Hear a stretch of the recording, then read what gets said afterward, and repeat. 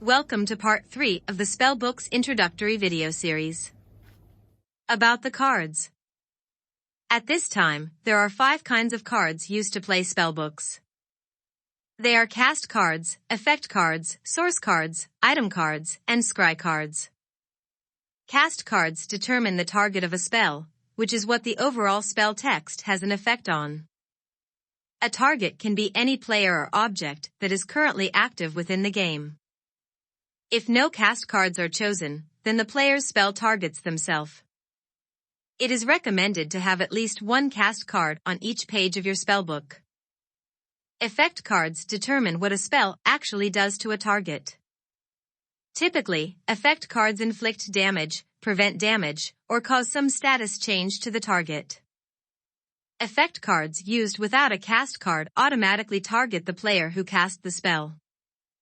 Effect cards will make up the majority of your spellbook. Source cards are a third, special, kind of card.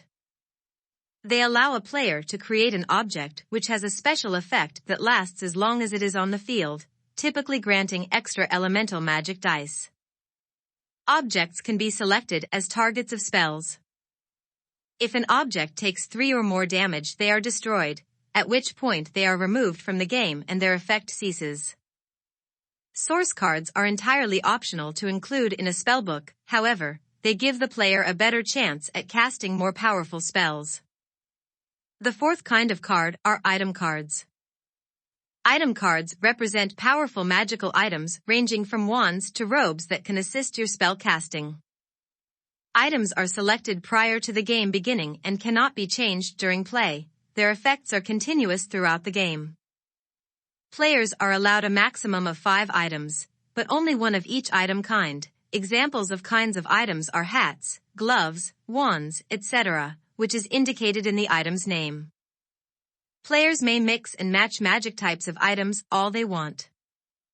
For example, a player may wear both a hat of red, which is fire type, and a robe of blue, which is water type, but they may not wear both a hat of red and a hat of blue, both of which are hats.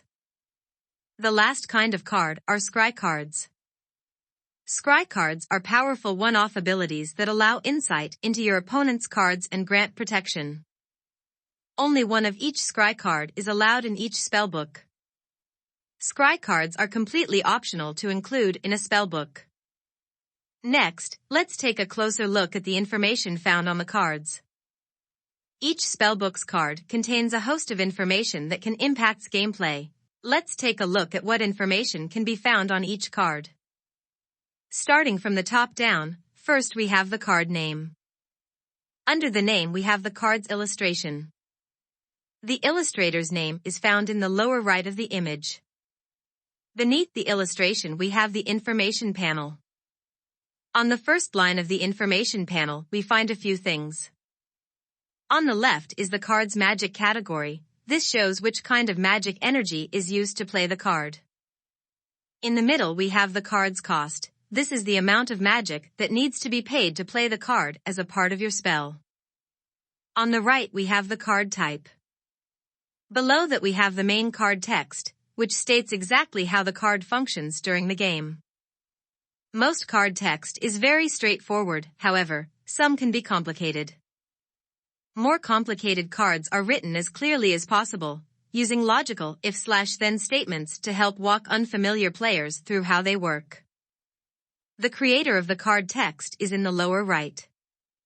Faded behind the card text is the dice symbol that represents the magic die used to pay for the card. Beneath the information panel, we find additional information such as set identifiers and copyright information, nothing that impacts gameplay. Now we know about both the cards and the resource system. In the next video we'll talk about rounds, turns, and actually casting spells.